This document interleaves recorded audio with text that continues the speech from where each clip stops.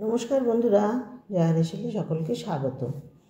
আজ শেয়ার করব শোল মাছের একটা টক ঝাল মিষ্টি রেসিপি। খেতে হবে কিন্তু দারুণ সুন্দর। একবার হলেও বানিয়ে দেখতে পারেন, আর একবার বানালে বারবার বানাতে ইচ্ছে হবেই।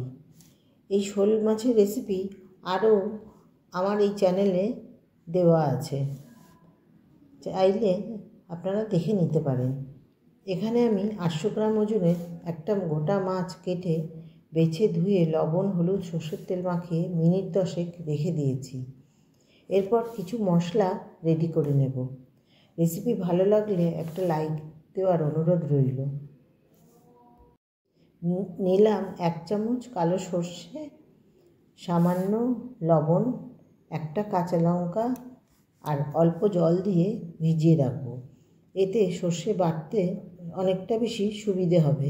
অন্য বাটিতে নিলাম 4 চামচ টক দই, দইটা একটু ফেটিয়ে নিলাম।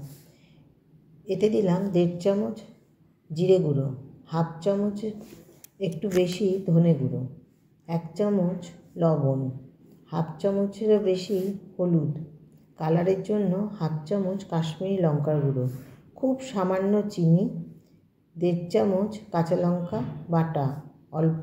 এবার জল দিয়ে সমস্ত মশলাটাকে খুব ভালো করে মিশিয়ে কিছুক্ষণ রেখে দেব।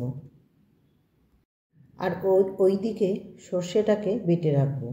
এবার গ্যাসে কড়াই বসিয়ে তাতে দিলাম বেশ খানিকটা সর্ষের তেল। তেল গরম হলে খুন্তি দিয়ে কড়াইয়ের গায়ে বুলিয়ে নিলাম। প্রথমে দিলাম মাথাটা, 1 পিঠ হলে উল্টে আরেক পিঠ ভেজে তুলে নিলাম। তুলে নেওয়ার পর এবার চাকাগুলো ভাজতে থাকবো। এরপর দিলাম চাকাগুলো। আমার একেবারে চাকাগুলো ভাজা হবে না, আমাকে 2 খেপে ভেজে নিতে হবে। আর মাছগুলো হালকা করে ভাজতে হবে। সমস্ত মাছ ভাজা হলে তুলে রাখবো। টাটকা মাছ বেশি ভাজা হলে খেতে একেবারেই ভালো লাগবে না। এবার ফোড়নের জন্য দিলাম একটা ফাটিয়ে নেওয়া শুকনো লঙ্কা, ফাটিয়ে নেওয়া 2টো তেজপাতা, 1/2 চামচ 5 ফোড়ন। এবার ফোড়নগুলো একটু নাড়িয়ে নেব। সুন্দর গন্ধ উঠলে দেব ভিজিয়ে রাখা মশলা। এখন গ্যাসের ফ্লেম একেবারে লোতে রাখতে হবে। এবার মশলা বেশ কিছুক্ষণ কষাতে থাকতে হবে। আমি এখানে কষানোর সময় মাছে লবণ হলুদ তেল মাখানো যেটুকু ছিল সেটুকু কাচিয়ে দিয়ে দিয়েছি। আর মশলার বাটি ধুয়ে একটু জলও দিয়ে দিয়েছি। এরপর আবারও ভালো করে কষিয়ে নিচ্ছি, যাতে মশলার কাঁচা গন্ধ চলে যায়। আর তেলটাও বেশ ছেড়ে দিয়েছে। তেল যখন একবারে ছেড়ে দেবে তখন দিয়ে দিচ্ছি সর্ষে বাটা। আমি এখানে পেঁয়াজ রসুনের ব্যবহার করিনি এই মাছেতে। অনেকে আছেন মাছ খান কিন্তু পেঁয়াজ রসুন খান না, তাদের কথা মাথায় রেখেই আমি এভাবে রান্নাটা পরিবেশন করেছি। টাটকা মাছ পেঁয়াজ রসুন ছাড়া এভাবে রান্না করলে খেতে কিন্তু বেশ ভালো হয়। সর্ষে বাটা দিয়ে বেশিক্ষণ কষাবার দরকার হয় না। এবার দিয়ে দিয়েছি প্রয়োজন মতো জল। আর যেন জলটা এমন দিতে হবে যেন মাছগুলো ডুবে যায় আর একটু গ্রেভিও থাকে।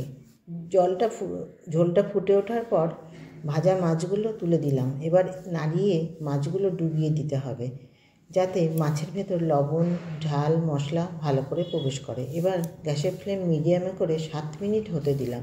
7 মিনিট পর আবার মাছটাকে একটু নাড়িয়ে উল্টে দিলাম।